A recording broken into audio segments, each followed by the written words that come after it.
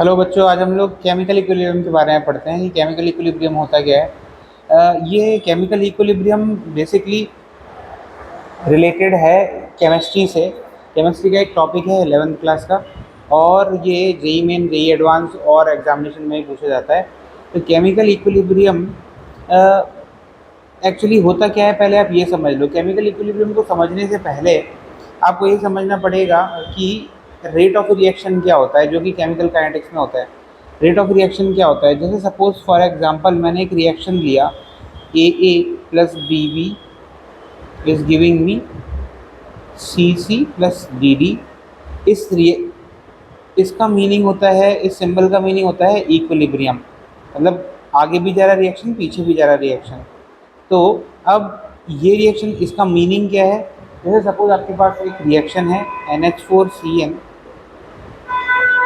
Plus H2O is giving me NH4OH plus HCN। ये reaction मैंने दिया। अब इसमें ए क्या है, ए इज 1, ये 1 है ना, 1, ये भी 1 है, ये भी 1 है, यहाँ पर भी 1 है coefficient.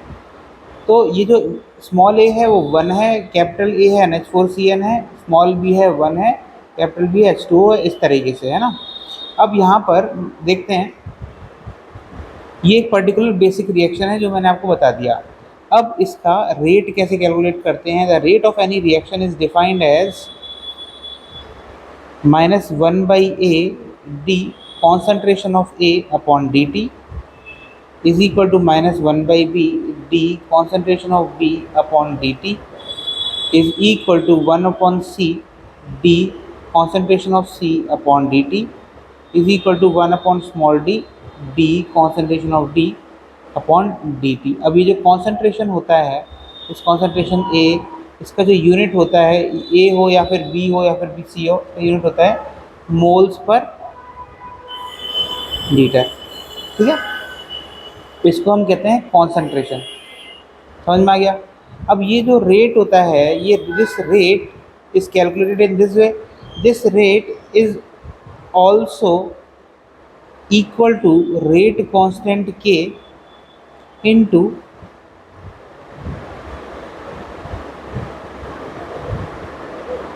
Reactants raise to power of their coefficients. ठीक है, तो यहाँ पर अगर मैं ये वाला रिएक्शन लेता हूँ, फॉर ये जो मैंने लिखा है, this I have written for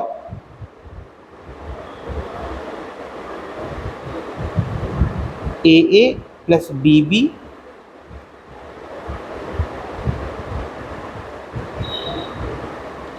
is giving me CC plus DD। ये इसका रेट है ना। अब सिमिलरली अगर मैं ऐसा रिएक्शन लिखता, CC plus DD is giving me AA plus BB, जो कि रिवर्स रिएक्शन है, तो उसका जो रेट होता, उसका रेट क्या होता, उसका जो रेट होता, this rate is equal to K into reactants raise to power of their coefficients into D power D। तो ये इसका रेट हो गया। अब यहाँ पर जो आप उस पर्टिकुलर रिएक्शन में देखोगे जो कि इक्विलिब्रियम में है, दिस रिएक्शन में जो ये जो रिएक्शन है, ये वाला पहला वाला reaction, this is forward reaction, मतलब जो लेफ्ट से राइट की तरफ हो रहा है, तो इसको हम फॉरवर्ड बोल देते हैं, दिस इज़ K फॉरवर्ड। ऐसे ही जो दूसरा वाला रिएक्शन है, ये वाला, ये बैकवर्ड वाला रिएक्शन है, जो कि रिवर्स से जा रहा है, पीछे से आगे की तरफ जा रहा है, तो ये बैकवर्ड रिएक्शन है। इसकी मैंने रेट इक्वेशन ये लगाई है, तो मैं इसको रेट बैकवर्ड लिख देता हूँ। अब होता क्या है कि कोई भी रिएक्शन जब इक्विलिब्रियम में होता है, यानी कि ये सिंबल होता है उसके पास, इसका मीनिंग क्या होता है, इसका मीनिंग होता है for that particular reaction the rate of forward reaction is equal to rate of backward reaction।